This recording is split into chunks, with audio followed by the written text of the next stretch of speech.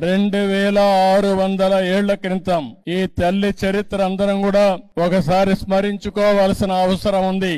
ఒకసారి ఆ చరిత్ర తెలిస్తే మనం కూడా త్యాగాలకు ఏ విధంగా విలువిస్తామో అర్థం అవుతుంది. ఇక్కడే మీరు చూస్తే 2600 సంవత్సరాల కంటే ముందు పెనుగొండ పాలకులు ఆర్య వైశ్యులైన కుసుమ శ్రేష్ఠి కుసుమాంబ దంపతులకి పుట్టిన కుమార్తె వాసవి కన్యకా పరమేశ్వరి. ఆ తల్లిని చూస్తే భగవంతుడు ఆశీస్సులతో పుట్టినటువంటి తల్లి కలియుగ దేవత కన్యకా పరమేశ్వరి అని చెప్పి కూడా మీకు తెలియజేస్తున్నా. దేవుణ్ణి చూసినప్పుడు ఒక వరం ఇచ్చాడు. ఆ వరం ప్రకారమే ఆమె ఇక్కడ పుట్టింది. పుట్టడమే కాదు, గుణవంతురాలు, తెలివైనది, సమాజం పట్ల అత్యంత బాధ్యత కలిగినటువంటి వ్యక్తిగా పుట్టుకతోనే లక్షణాలతో పుట్టి ఆవిడ పెరిగే పరిస్థితికి వచ్చింది. అలాంటి ఆడబిడ్డ ఆ రోజుట్లోనే రాజమహేంద్రవరాన్ని పరిపాలించే విష్ణువర్ధుడని రాజు పక్కనే పరిపాలించేవాడు. ఈవిడ గుణగణాలు తెలుసుకుని ఆయన ఈవిడ్ని పెళ్లి చేసుకోవాలని వాళ్ళ తండ్రితో సంప్రదించే పరిస్థితికి వస్తారు. కానీ ఆ రోజు చూస్తే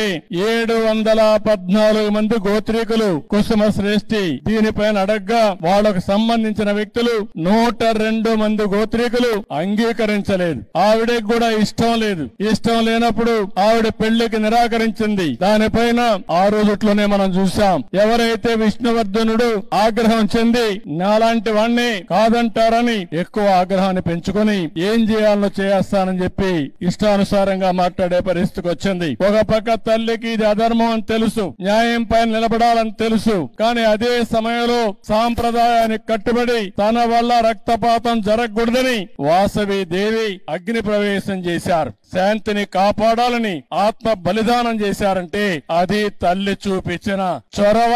2600 సంవత్సరాల కంటే ముందు ఆవిడతో 102 మంది గోత్రీకులు కూడా ఆత్మార్పణ చేశారు. అంటే మనందరం గుర్తుపెట్టుకోవాల్సింది ఆ రోజుట్లోనే యుద్ధాలు జరిగేటివి, రక్తపాతం చిందించేవాళ్లు. కానీ ఒకే నిర్ణయం చేసి నా వల్ల సమాజానికి ఎక్కడ కూడా హింస రాకూడదు, ఎవరికి కూడా ఇబ్బంది కలగకూడదని ఆ దేవి ఆ రోజు ఆత్మార్పణ చేసే పరిస్థితి వచ్చింది. ఆ తర్వాత మీరు చూస్తే మహిషాసుర మర్దిని ఆలయంలో అమ్మవారి రూపంలో వాసవి దేవి దర్శనమిస్తే అక్కడి నుంచి వాసవి కన్యకా పరమేశ్వర అమ్మవారి దేవాలయంగా అమ్మవారిని ఆర్యవసులు దేవతగా కొలిసే పరిస్థితికి వచ్చారు.